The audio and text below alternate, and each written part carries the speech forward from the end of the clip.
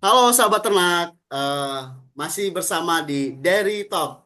Jadi episode hari ini saya di sini sebagai host. Perkenalkan, nama saya Muhammad Aditya Saputra. Di sini kita akan membahas dengan tuntas terkait permasalahan-permasalahan ataupun kendala yang jadi hambatan peternak di masyarakat, khususnya di peternakan sapi perah. Menurut analisis dan juga informasi yang didapatkan, peternakan di masyarakat ini mengalami kenaikan dan juga penurunan itu. Mungkin langsung saja di sini kita menghadirkan narasumber-narasumber dan juga konsultan kita pada podcast hari ini. Ya mungkin langsung saja perkenalkan diri dari narasumber yang pertama.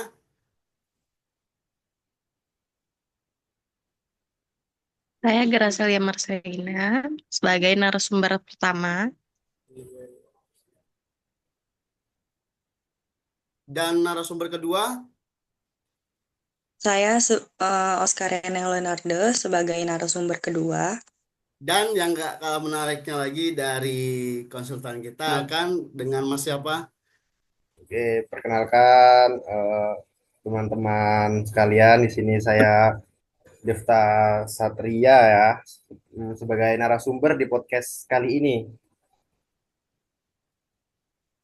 Oke, terima kasih untuk narasumber-narasumber yang sudah hadir dan juga konsultan dari jurusan peternakan Universitas Lampung.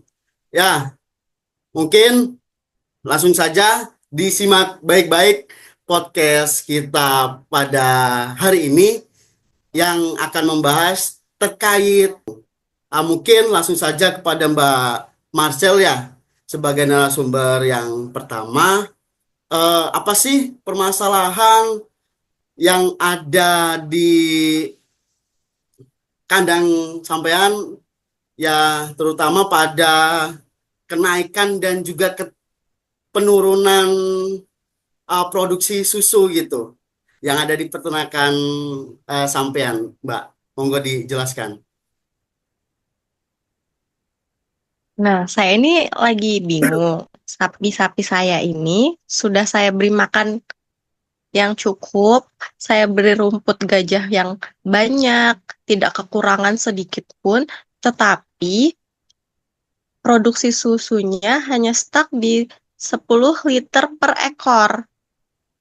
Padahal target saya itu minimal mencapai 15 sampai 20 liter agar modal saya itu balik kepada saya. Jadi itu bagaimana ya supaya produksi susu itu meningkat gitu.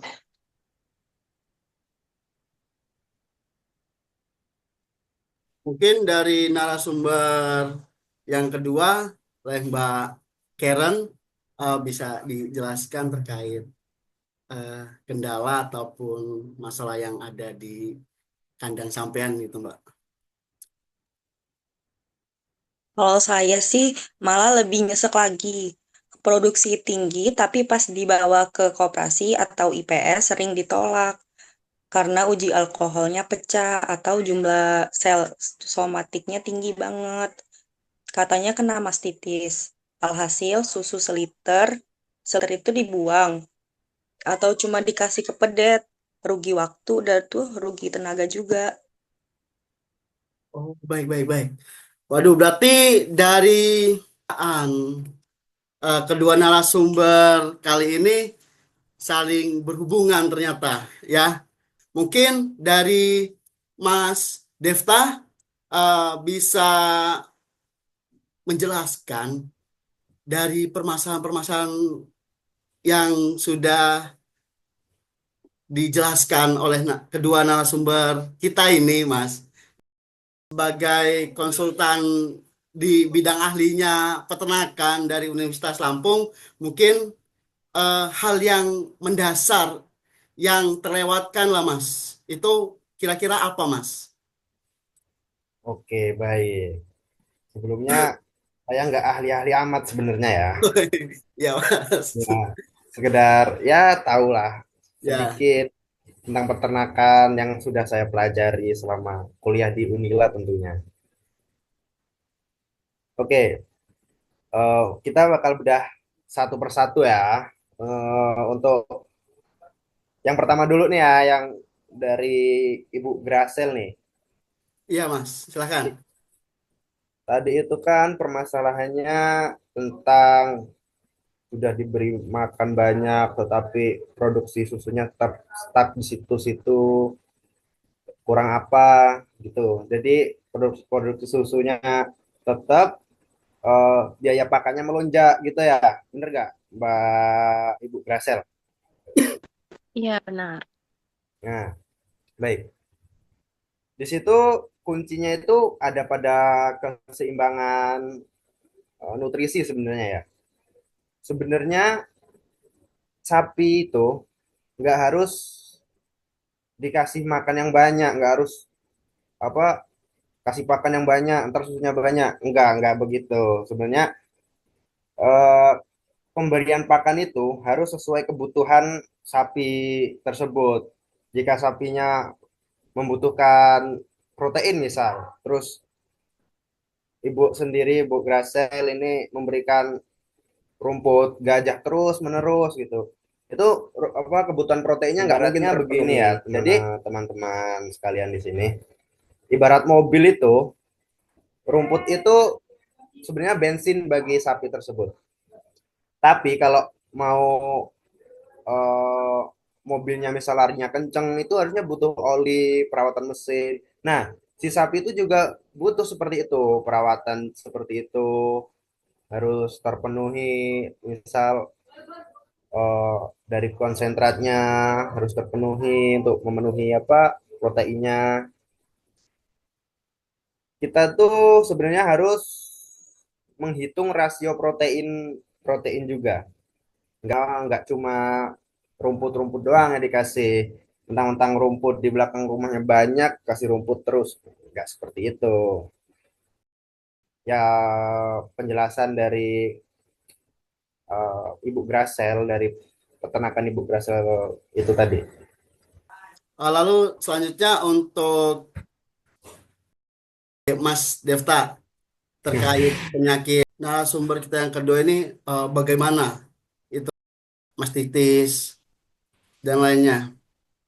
Oke, mastitis. Mastitis itu sudah terdengar di kalangan ternak perah ya nggak sih? Masalah mastitis itu sebenarnya 90% itu karena higienis. Bakteri itu masuk lewat lubang lubang apa namanya? Puting yang terbuka setelah diperah. Permasalahan mastitis ini ya, solusi solusi sederhananya, tapi sering dilupakan oleh peternak-peternak itu sendiri, yaitu tentang feed dipping, ya, menggunakan larutan Lodin itu 1%. Ini caranya ya, larutan itu 1%, terus celupkan puting itu segera setelah diperas. Jadi setelah diperas itu udah siap nih larutannya, terus dicelupin biar nggak apa, biar nggak apa ya, eh, masuk bakteri-bakteri itu tadi. Nih, urutan memerah itu penting. Sapi yang sehat dulu, baru yang sakit terakhir. Supaya apa? Supaya tidak tertular, apa ya, tidak saling tertular gitu loh. Ntar kalau yang pertama sapi yang sakit dulu, yang terakhir sapi sehat jadi sakit. Sakit semua ntar jadinya sapinya. Gitu. Betul sekali Mas ya. Jadi kalau cuma kenyang saja belum tentu jadi susu Mas ya. Betul, betul. Kenyang saja itu belum tentu jadi susu. Kenyang buncit doang, susunya nggak ada ya percuma nggak sih? Oh, baik baik baik.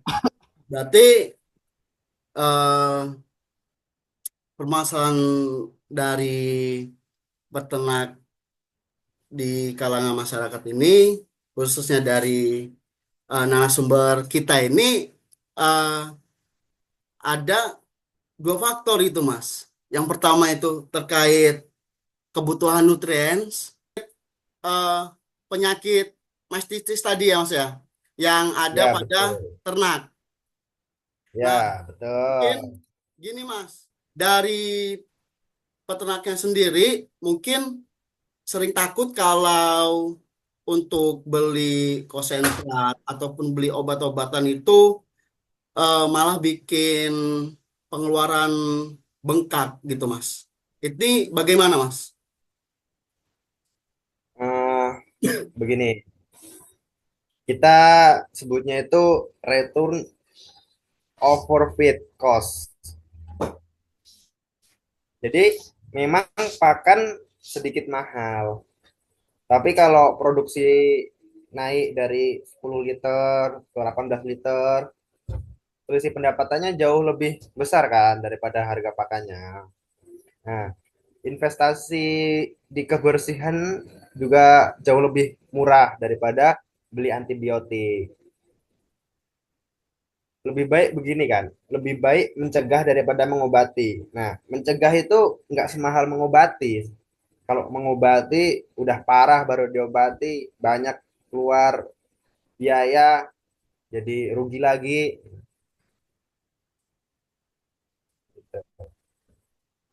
Jadi itu tadi.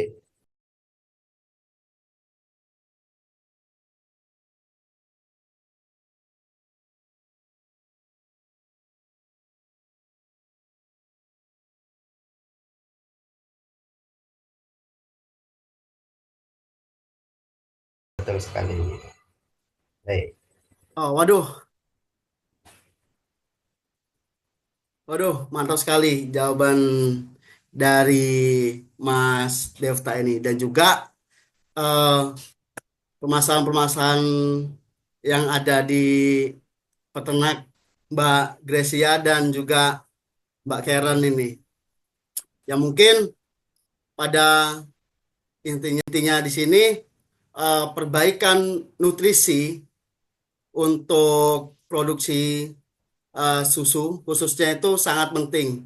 Karena sebagai mana yang sudah dijelaskan tadi, kita memberi pakan terus-menerus pada sapi itu tidak cukup tanpa adanya keseimbangan pakan yang diberikan, yaitu rasio total disgradable nutrien tadi, dan juga pada perawatan kesehatan seperti sanitasi dan juga melakukan perawatan sebelum dan sesudah pemerahan itu sangat penting.